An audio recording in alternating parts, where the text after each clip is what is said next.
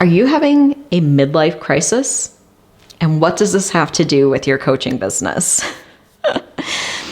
So most of the clients that I work with are, I would say, midlife, anywhere from 35 to 65.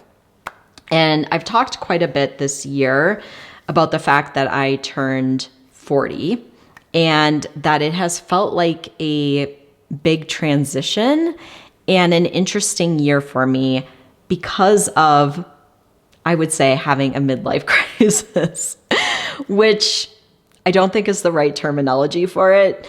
I would say it's more of like a midlife reevaluation and awakening, because I do think that most of us go through a period in our life where it happens somewhere around midlife, where we've had a certain amount of experience and we come to a realization, usually because of some sort of life change maybe that has happened, whether that's a change in a significant relationship, facing death, whether it's the death of a loved one, parents, friends, maybe becoming a parent or having kids who are growing up and leaving the nest. There's a lot of things that can happen around midlife. And I think we've had a certain amount of experience, have really learned from that when we're looking at, hey, maybe I'm like about halfway through my life. What do I want the rest to look like? What am I maybe missing? How am I spending my time and my energy? Is that what I want to continue to spend my time and my energy on? Am I feeling really fulfilled and like I am living a purposeful life? A lot of really big questions that come up, right? And so this has been a big part of what I've been going through this year. And I would say the last couple of years a little bit, but this year it like really hit me. And I was also just recently speaking to another client who was going to want to focus on helping her clients through this midlife transition as well. And so it's something I want to talk about, because when I started thinking about it, it's like almost all of my clients are, I would say, midlife. And it's a huge time of personal growth, reevaluation, and it's why a lot of people decide to start a business, because they want to be doing something that is very purposeful and meaningful in their life. And they want to make sure that they are making an impact in the world in some way, in the way that they're meant to. And so some people, it's maybe they've been a stay-at-home mom and they're deciding like, hey, I want to start a business. A lot of people I work with have been doing another career. A lot of people are health practitioners who've been working and are looking and are thinking, hey, I'm not really working with people in the way I want to, not really doing the work maybe I'm really meant to be doing, or have some other career that they've been doing that just isn't super fulfilling for them, and they're wanting to make that pivot. And so I've just kind of been reflecting on this, and I wanted to share a little bit with you because I think you may find it helpful. So, I think we go through 3 different phases in life, and there be maybe more after that. This is just based on my reflection and experience. So we have the growing up phase, which is probably through like maybe mid-20s, like when we maybe have kind of finished our education. It might be later than that, depending on how far you do school, and are looking at like then adulting is what I would call the next phase. Adulting, like becoming an adult. Like usually this has to do with finding a relationship and maybe buying a house and having a career and, having kids potentially, like whatever like we think our adulting life should be, like being responsible for finances, right? And paying bills and like, all that stuff. And then I think we go through a phase then where we get to midlife, and we, instead of just kind of going through the motions, we look at living life intentionally. How do I live life intentionally? Like I've kind of just gone through and like figured things out, and we're doing the things, and now I get to a point where it's like, like, how do I spend the rest of my life really being intentional with it and making intentional decisions and showing up in the way that I want to show up. And so I was thinking about like kind of how to explain this, how I feel like I've been experiencing it. So I was kind of thinking of it as like, we have this, let's say our backyard, and there's a bunch of skeletons that are buried back there. And these skeletons aren't necessarily like our baggage, which might be like, you know, past relationships or, you know, past careers or whatever it is. It's more of our, let's say, coping mechanism or habits that have helped us get through life to this point. And what happens is those things start poking up out of the ground, and we're kind of seeing them, and we're becoming aware of them, and we get to decide what we want to do with them. Okay. So the coping mechanisms, bad habits, are things that are usually a result of like past trauma, right? Whether that is growing up, whether it was being an adult, and really, like I said, like coping mechanisms that we've developed along the way to help us get through life and do the things.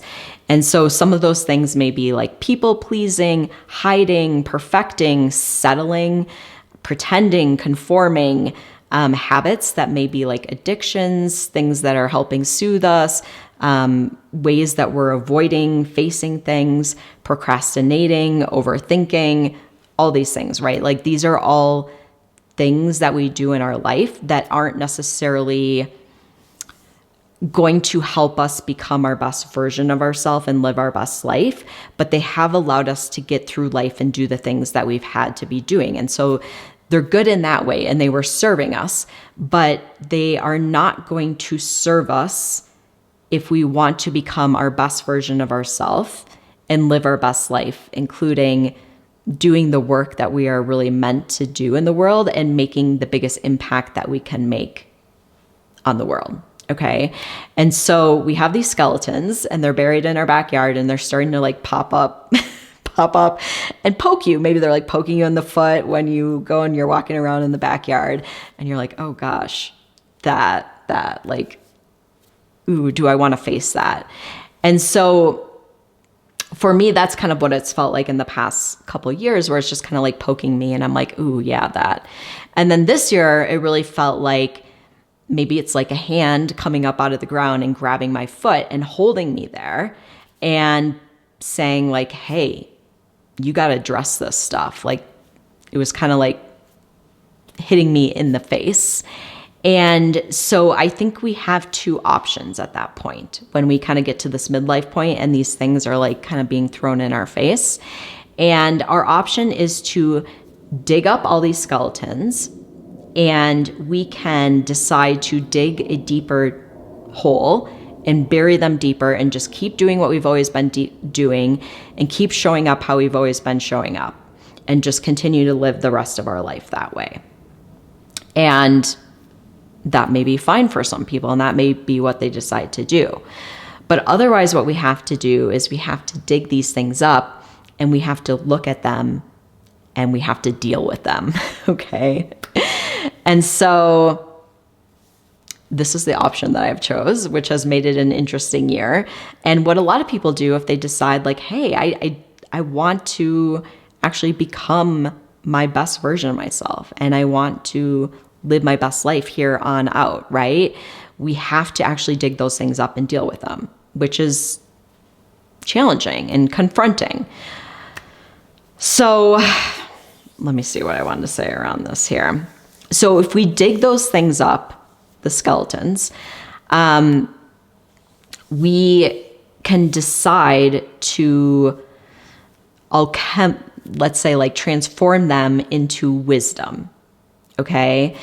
And how we do this is by seeing it, understanding it, thanking it because it has been serving us, and acknowledging that we no longer want it or need it because we have different ways to get through those things that at one time, like, we didn't have different, like, ways to get through. Like, we don't maybe need that coping mechanism, because instead, like, let's say I can feel my feelings, or I can decide not to be a people pleaser. I can decide to look at the situation and actually do what I want to do and what's going to serve me, right? So maybe in the past, like, we needed those because we didn't have a better way of dealing, but now we need to look at, like, do I want to keep doing that? Is it serving me, right? And so we can thank it. We can acknowledge, like, hey, I don't need to keep doing this anymore. I can choose to show up differently. I can choose to let go of perfecting, because I'm not so scared of maybe getting criticism or making a mistake, right? Like, we can start choosing to do differently. And there's a lot of wisdom that comes in that when we decide to start choosing differently. And that wisdom ultimately helps us help other people, okay? And so then we choose to act differently, right? Instead of going back into the habit of, like, oh, I feel overwhelmed with something, I'm always going to go back to, I'm going to go and eat something, emotionally eat, overeat, whatever it is. I can feel these feelings. I can feel maybe the discomfort, and I can take action anyways. So we need to start choosing differently and acting differently, and then embodying the wisdom that comes with that, which makes us a better coach, helps us help other people, and helps us take action towards the things that we actually really want in our life, and being very intentional about it. Okay. And then we are embodying that wisdom and being an example to other people as far as what is possible and how to show up in the same way, how to show up as, working towards being your best self and creating your best life. Right. And this is a never ending, ongoing process. You never get there. But we do get, I think, different times in our life where we get to really choose intentionally, like, what direction we're going to go. And midlife is a big time to do that. So when it comes to your business specifically, once again, it's really about deciding that we want to step into doing really purposeful work, that we want to do something that is very meaningful to us. We want to use our gifts, our skills, our talents in a way, and our wisdom, because a lot of us have a lot of wisdom that we've learned through our past experiences. If you're being called to coaching, I'm guessing this is a big thing for you, right? And so we want to use that wisdom and that experience to help other people. And this is a huge part of what we can show up and do. And I think that through starting and building a business, it is a huge part of our personal growth journey, where we are able to, let's say, dig up a lot of these skeletons. It really forces us to do it and to face them and to move forward. So when you're doing this in your business, the process of starting and growing a business, you have to face a lot of things that you maybe wouldn't otherwise have to face, because there is a lot around getting vulnerable and putting yourself out there and getting visible. And we maybe wouldn't have to do that in different areas of our life as much as we do in our business. So it's a huge personal growth opportunity, to face a lot of these things that kind of pop up in midlife anyways, that will make your life much better moving forward. So a huge opportunity.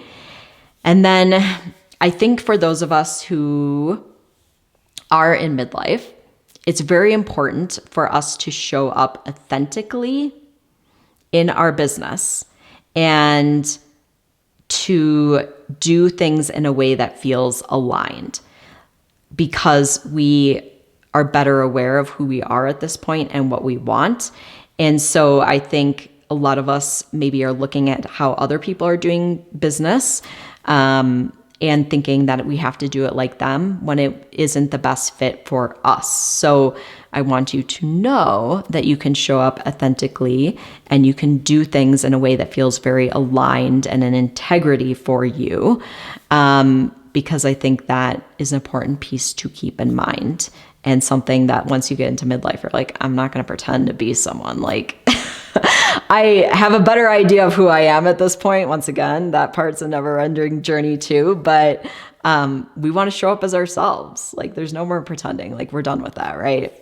And then honoring your time and energy, I think, is very important too. Like, I think that's a huge thing that I've really been looking at this year. Like, how do I honor my time and energy? How do I really spend it in a way that is meaningful to me and that feels good and aligned? So just some thoughts on midlife and that transition and starting a business or growing a business during that time, and how that reflects and shows up in all the different areas of our life.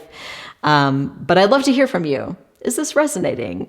Do you consider yourself in midlife? Have you thought, hey, I'm going through my midlife crisis or transition, and that's a huge part of me wanting to start this business or build this business or maybe transition in my business?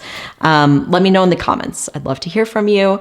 And I want to thank you so much for joining me. I love sharing all this information with you guys. And if you're interested, if what I was saying was resonating with you and you're interested in getting support with your business, I will link a bit of information. You can explore that. And I want to thank you for joining me, and I will see you next time.